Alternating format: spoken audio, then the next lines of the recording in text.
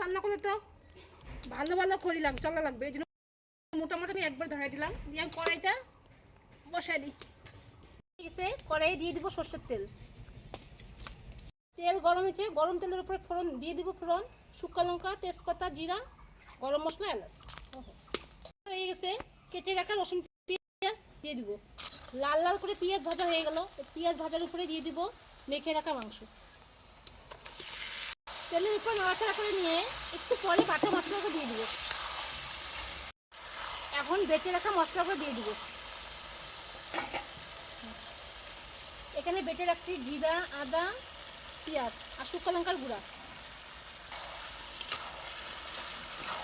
মশলা দিয়েও মাংস কষাই নিলাম, এখন জল দিয়ে মাংসটা কষাই নেব।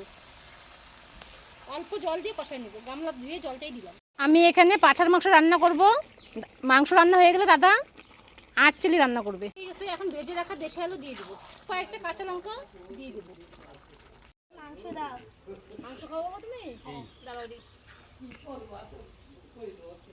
মাংস কষানো হয়ে গেছে, এখন পরিমাণ মতন ঝোলের জন্য জল দিয়ে দেবো। জল দিয়ে গরম মশলা বেটে নিব। গরম মশলা বাটা দিয়ে এখন নামিয়ে দিব।